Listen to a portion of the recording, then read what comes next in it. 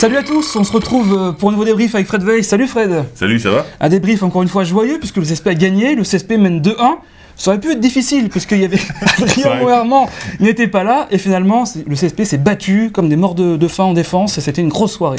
C'eût peut-être plus difficile effectivement, mais c'est vrai qu'on a appris la mauvaise nouvelle de savoir qu'Adrien était out pour la fin de la saison, donc franchement ça a été un peu dur. Pas de superlatif ce soir pour Adrien. Ben non, ben si, blessé durement, durement c'est pas mal. Non mais franchement voilà, on aurait pu s'inquiéter effectivement, parce que voilà, quand on perd son MVP c'est compliqué, forcément. Ensuite, on a bien commencé le match jusqu'à un moment où on s'est perdu complètement. Et là, on a cru que c'était cuit, justement, qu'on n'avait pas cette aura que pouvait dégager Adrien. On a su se reprendre et voilà, le résultat est là. Ouais, il y a eu quand même début de match des équipes crispées avec 2-2 au bout de 3 minutes. Après, Strasbourg fait un petit break. Et puis le CSP qui met un 14-2 à cheval sur les deux cartons pour reprendre le large petit à petit, en fait. Ouais, c'est vrai, ils ont grignoté le terrain petit à petit. Ils ont vraiment travaillé en défense. Une défense assez extraordinaire. C'est vrai que vous parlez du deuxième carton, mais moi je parlerai du troisième. On y reviendra. Oui, mais on n'y reviendra pas. Maintenant, je le dis maintenant. Franchement, le troisième, ça a été impressionnant. Je crois qu'en 8 minutes, on a encaissé 3 points. Voilà, un panier ce qui est assez incroyable. Grosse défense de tout le monde. On ne voit pas sur les stats Fréjus-Zerbourg. Fréjus-Zerbourg a fait une énorme défense. Mike Gelabal a fait une énorme défense. Mike, l'avantage qu'il a, c'est qu'il peut défendre sur les 1, 2, 3, 4, 5. Et encore, j'ai vu qu'il lornait sur les cheerleaders. Donc vraiment, le mec est capable de défendre sur tout le monde. Énorme match de lui. Jamar Smith qui nous met un panier avant la mi-temps. Extraordinaire. Tout le monde se dit, mais pourquoi Philippe Hervé prend pas un temps mort là? C'est le moment de prendre un temps mort. Pourquoi prendre un temps mort? On a Jamar Smith dans l'équipe. Jamar Smith qui met 5 sur 6 à 3 points, retrouvé totalement ce soir. Exactement, on avait besoin de panier à 3 points, on avait besoin de shoot, on avait besoin de quelqu'un qui éclaire le jeu. On a eu lui, on a eu Nobel Boukolo qui a été très très bon. Ses stats le reflètent un peu parce qu'il finit à 19 déval, mais il a été vraiment excellent. Il a créé du jeu, il a trouvé Léo Westerman, il fait 5 passes décisives. Exactement. Vous avez regardé en fait pour le voir. J'ai suivi. Parce que d'habitude, vous ne regardez pas.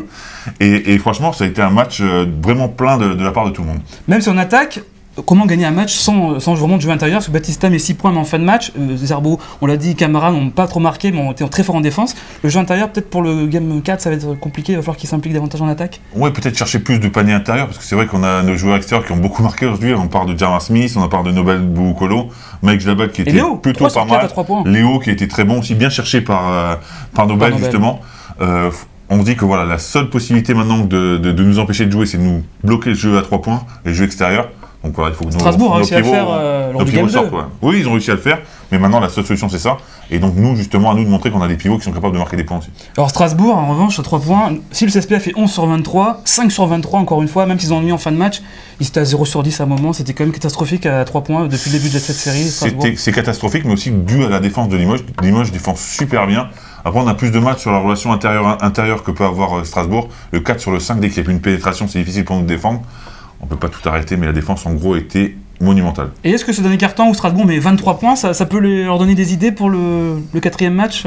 Ils ont mis plusieurs 3 points. Ah oui, ça peut leur donner des idées. Marquer 23 points au dernier carton et prendre une branlée quand même. Moi, je trouve que c'est une bonne idée. Non?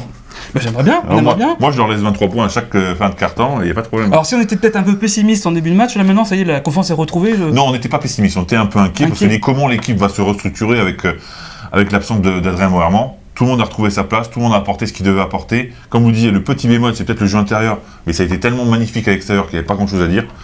Voilà, il faut simplement continuer. Le facteur Beaublanc, c'est vraiment important, vous qui avez connu aussi en 2000 notamment. Honnêtement, quand on me dit qu'au Rhenus, il y a du monde et qu'il y a de l'ambiance, moi j'ai envie de rigoler. Rhenus, c'est un match de minime animé par les parents, quoi. Mais là, le Beaublanc, c'est des hommes qui sont là. Alors ça transcende, et où est-ce que ça perturbe aussi Strasbourg ou ça transcende davantage ça transcende le CSP forcément, et dès qu'ils font une action positive, le public est derrière eux en plus, et forcément ça met un peu la pression à Strasbourg parce qu'ils n'ont pas l'habitude. Au Rhenus, ils ont une bonne sono, c'est tout.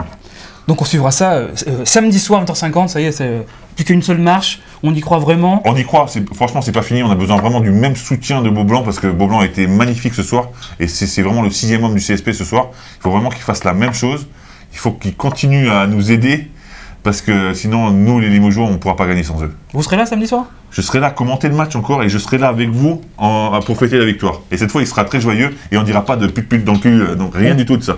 C'était bien pourtant le pute dans le cul. Ah oui, on a bien rigolé. C'était bien pute dans le cul. On n'aura pas de ça chez moi. Allez, on suivra ça, on se retrouve évidemment dès samedi pour, on l'espère tous, le 11e titre. Fred? On le souhaite tous, et franchement, vu la défense, et si elle continue comme ça, pourquoi pas. Bonne soirée, bye bye. Bonne soirée.